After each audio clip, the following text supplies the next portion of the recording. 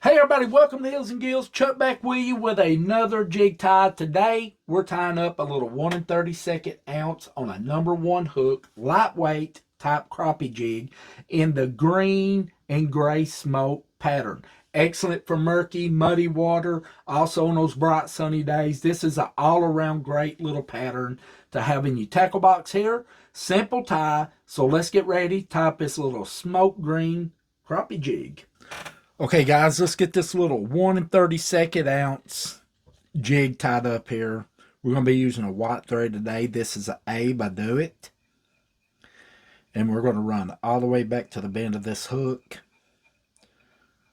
right where the bend starts, and then we're going to work right back down about midway down the shank right there. Now, the first thing we're going to be adding, I've got a gray hackle feather. You may can see where I just took my scissors and trimmed it down smaller for a smaller size hook, like it's number one hook right here.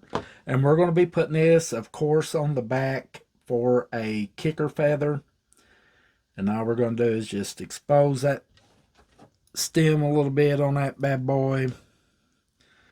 And then we're going to lay him right on the back of the shank of this hook right here. And try to keep him from rolling over on us. Then we're just going to run some wraps, loose wraps right down toward the bend of the hook, locking him in.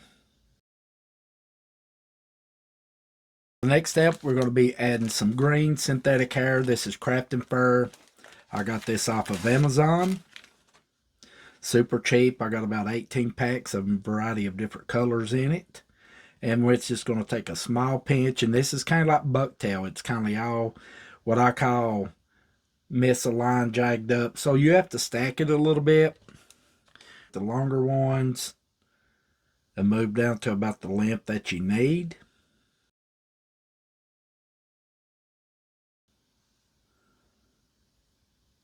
That looks pretty good right there. We want it to come back down about halfway on that hackle feather. We don't want it to go all the way down on it, just about halfway. Very little hair is what we're looking for. That looks pretty good. So we'll just lay him right up here. About a quarter of a way down on the shank is where we're wanting to lock this in right here. Give him a few tight wraps, and then all we're going to do is just spin this around that shank. Push him forward and spin him around. That way he won't come out from under that collar that we've got made up there. And kind of just work him around. Work him around the bend of that hook.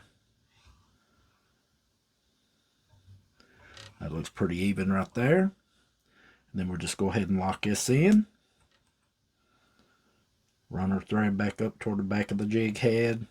Right back down to where we started with the collar. Now the next thing that we're wanting to add to this little jig is some more synthetic hair. And this is some of those balls that you can pick up like at Hobby Lobby, crafting stores. I put a hole in this one. But this makes excellent hair for like these smaller jigs. I even use it for my smallmouth bass jigs. And it's just got a whole lot better action, my opinion, than bucktail. We just want to get another small pinch off this here. And it's super inexpensive. I gave like $1.50 for this. And I could tie a ton of jigs with it. So we'll get him measured up here. Get rid of a few of those stray ones. And kind of measure him out. That'll match right up with this green here. And then we'll go ahead and get him trimmed off. Then we'll lay it right on top of the shank. Give him a couple loose turns there. I like doing that, fitting it in, making sure it's even on both sides. That looks pretty good. And then we'll go ahead and do the same with this. Some good tight wraps. Run back down toward the back of the jig head, building that collar up.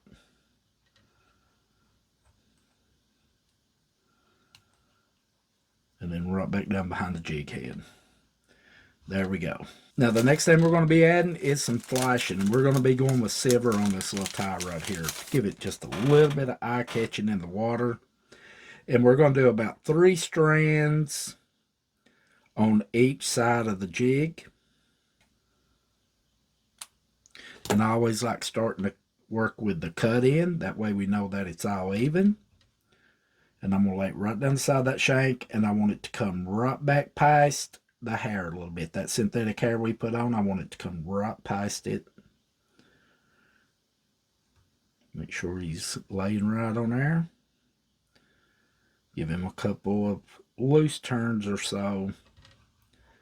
And then a lot of times you can just wrap this around the other side of the shank and add it. I like cutting it. It lays a little bit better for me. But for each is their own, right? And then I'm going to lay this right down the side again. And I want this to come right back past, just a little past that hair on the other side, just like we done on the first. Then we'll give him a couple loose wraps. See how he looks there. There we go.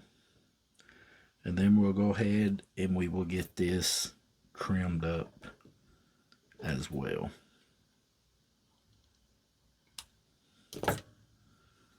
And then at this point, we're going to pinch it all together. Lock all that in. Run right back up behind that jig head. And then we're going to run right back down to where that collar was. And when you run back down toward the collar, I want that flashing kindly to spread out. And when you kindly just let it stack out, it'll be kindly like downward, upward. That's what I'm looking for in this right here. And then when you run your thread back down, kindly pinching it up with tight wraps, that's going to give it that effect, like right here in the gray and green. Now, the next thing we're going to be adding, this is by Lady Fly Tire on eBay. This is kind of like the yarn smoke Chenille, the round in the 1/4 inch. It takes just a small piece of this to work with. It's a great price over there. You get quite a bit in the bag, as you can see. So go check it out over there on eBay. Save you some money. And it's good quality stuff to work with, if I must say. We're going to clean the end of it off here, exposing some of that thread. And then we're just going to tie it right in the back, right back here. No biggie. Locking it in. Maybe do a crisscross a couple of times. And then at this point, we're going to run, if we can get a hold of it, we're going to run our thread right back down behind our jig head. And then I'm just going to start wrapping this right where that hair and that flashing starts. Right back up behind that jig head. Some nice tight wraps there. And then we can go ahead, do a couple of crisscross, locking it in up front.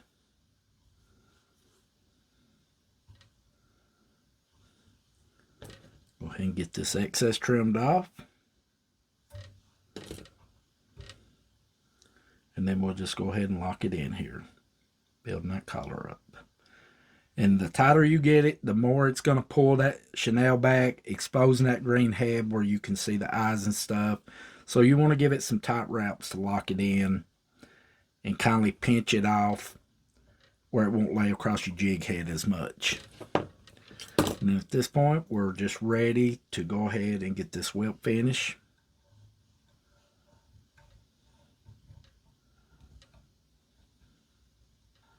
We're going to do 4 turns on him. He keeps trying to slide down there on me. Lock him in. And then we're going to add just a drop of UV resin or resin. Laced out, hitting it with that UV light. Well, guys, there you go. A nice little smoke green type crappie jig in the 1 32nd ounce with a #1 hook. Nice little lightweight type jig. If you like this video, guys, I hope you give us a thumbs up, subscribe. We got a whole lot more coming down the line. Don't forget to follow us over on Facebook, Instagram, TikTok. All those links will be down in the description. You can just scroll down and check those as well. And these videos right here at the end, the playlist, and also our last video that we slapped up here. So until next time, stay safe out there on the water. Happy tying, guys, and we'll see you right back here at Hills and Gills.